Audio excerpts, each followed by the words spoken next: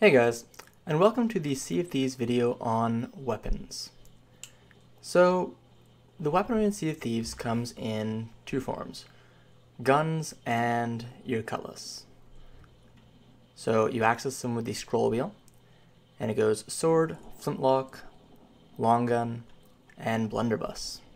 The blunderbuss does need to be purchased from the general store on any outpost for 960 gold, but that's not something that will take more than about an hour or two of voyages to solve. So the sword is your only melee weapon. It swings in a pattern of 3.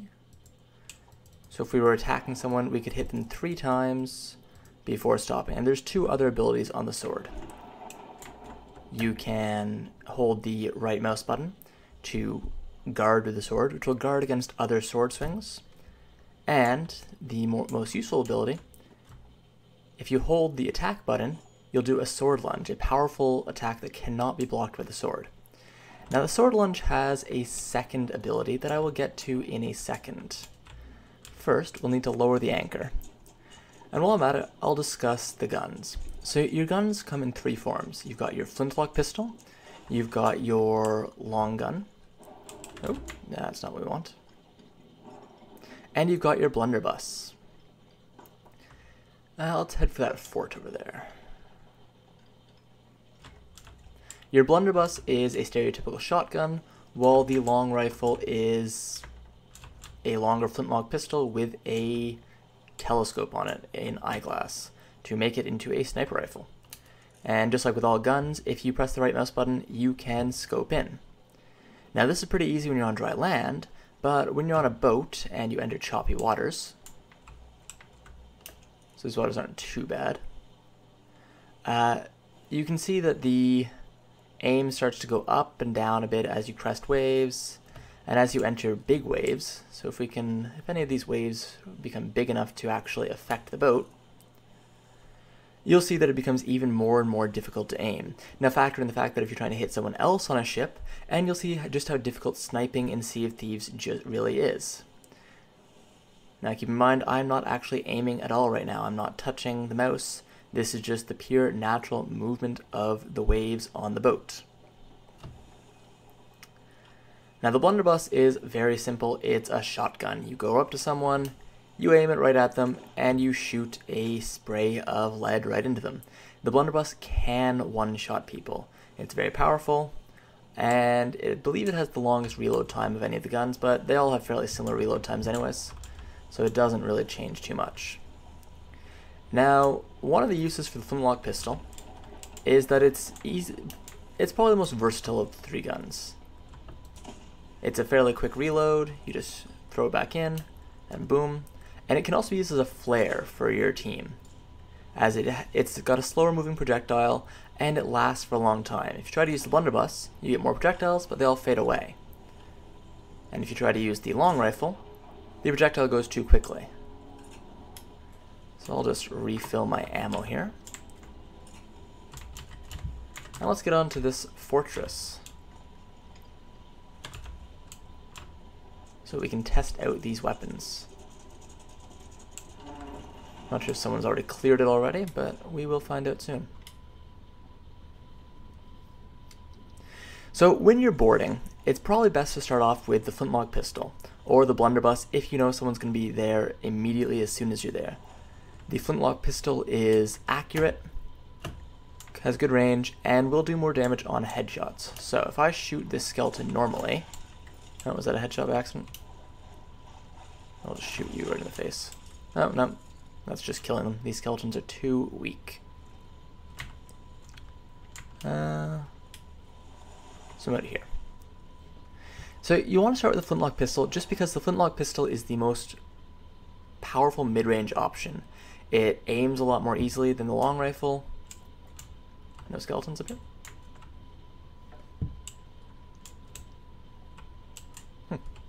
It aims a lot more easily than the long rifle. So this is the sword combo. It's 3 quick swings. And at the end of the 3rd swing, you send the enemy shooting backwards. So you can't just continue slashing at them because the sword does have a hit stun effect on someone. If you're hitting someone with the sword, they will be very briefly stunned and have difficulties running away, or hitting you with their guns. The sword really counters the guns that aren't the blunderbuss, because the blunderbuss can one-shot someone with a sword at close range. However, if the blunderbuss misses, the sword is free to go to town. So it kind of looks like this is all the skeletons. That was a pretty disappointing fortress, honestly. Only 3 unarmed skeletons. Wow. That was a disappointment. But the sword, because of its hit stun, really does allow you to, if you've got the drop on someone and your blunderbuss is out of ammo, if you get the drop on someone, like if someone's totally unaware of you, blunderbuss them in the face. Just scope right in, take out your blunderbuss, and murder them. That is by far the most suitable thing to do, just because the blunderbuss can one-shot. The sword, even if you get a charged hit off, will not one-shot. However, the charged hit has a much more useful ability than one-shotting does. So if I just get back on land here, and we run towards our ship,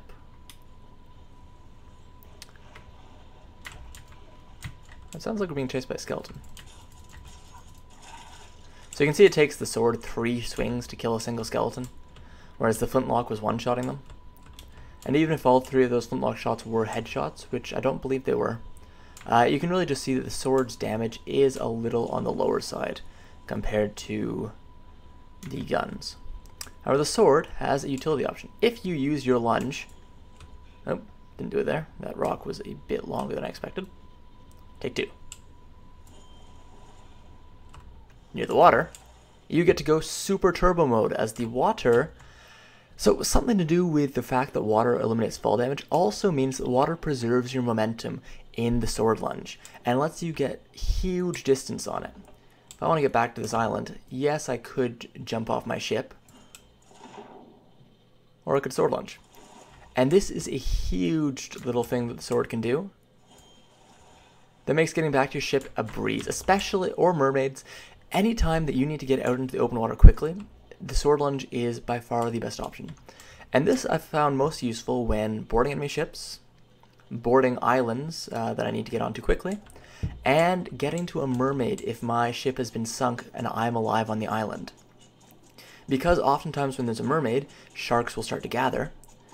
Using the sword lunge to get to the mermaid quickly means the sharks will not have time to attack you, as the sword lunge will bring you pretty much almost directly to the mermaid, as the mermaid likes to spawn a little further away from shore. Anyways, so when you're boarding a ship, what you want to really do is start with a flintlock pistol. Oh, hey, look. He finally starts to spawn. Oh, I wish I had half the aim that skeletons do. Their aim is phenomenal. So you want to start with Flintlock, unless you know that someone is going to be there, or if you're totally unannounced, in which case starting with the blunderbuss is the best option. Now, a quick trick is... We're not going to bother repairing those holes. Really? Oh, come on, look how far away I am! A quick tip is, you don't need to switch immediately from the Flintlock, to use the Flintlock immediately and reload. When boarding, so I've just boarded the ship, I see someone here. Shoot with the flintlock. Switch that. Switch to the blunderbuss, and then use the sword to finish them off. You don't need to do any reloading, and it will massively increase your damage per second in the time that you do it. Of course, your damage per second will then quickly fall. This ship is about to sink.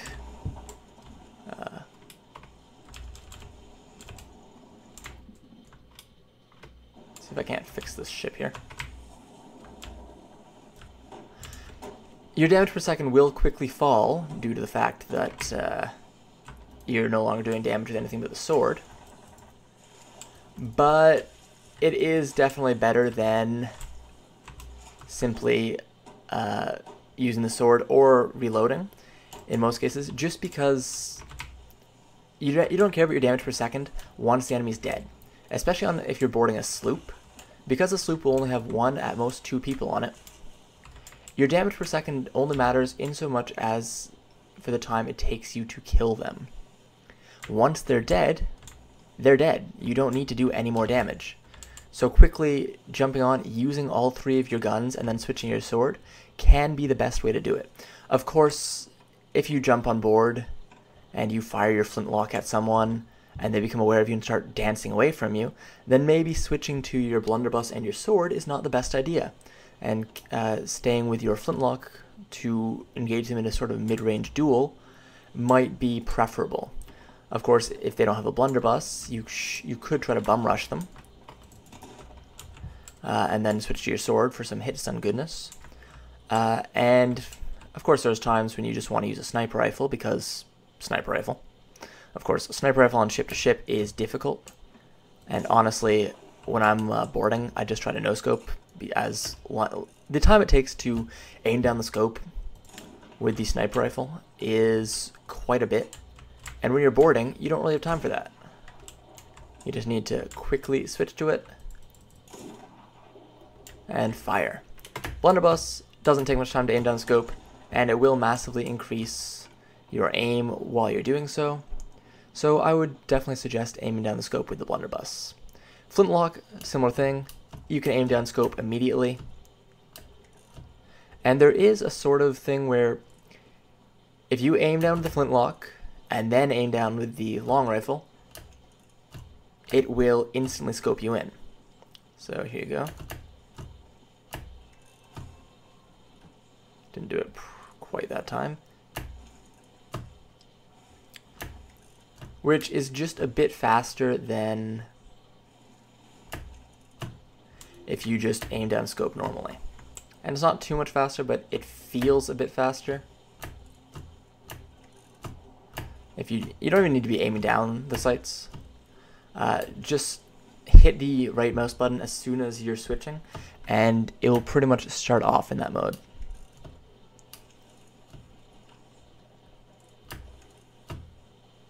And I feel it's just a tiny bit faster. So, 1, 1. Because you don't have to go through that animation right there. You just get the animation right away. And it's a very minor thing, but it can help in the middle of fighting someone.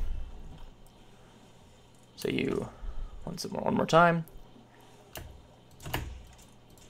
And you're already scoped in.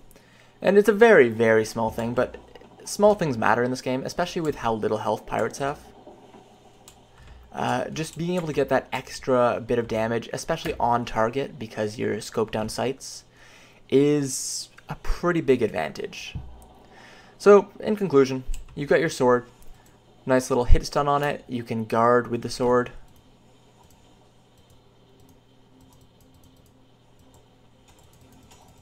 Oh, so, yeah. So if you hit anything, you don't need to hit the enemy. You'll get the nice little three slash combo. You've got your guard to guard against other swords, and you've got the little water lunge trick. Doesn't do the same thing on dry land, unfortunately. Take care not to miss with that, as there is a very sizable ending lag on the end of that. I'm not sure if switching weapons actually negates that. Nope, you cannot switch weapons during that ending lag. You are fully lagged out.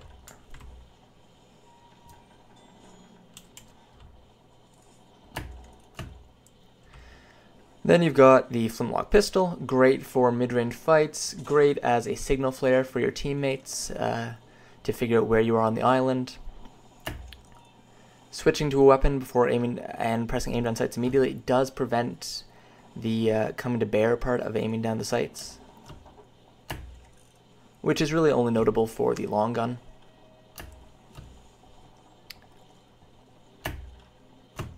But it's fairly useful nonetheless. The long gun is very difficult to use. It's really best used if on land, but you can try to use it from ship to ship, especially as you pretty much have unlimited ammo as long as you're next to your ammo chest.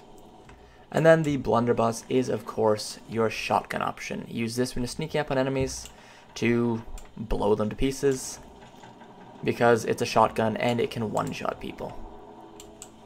Anyways, guys, my ship's about to sink, so hope you enjoyed the video. Subscribe if you like it, and bon voyage.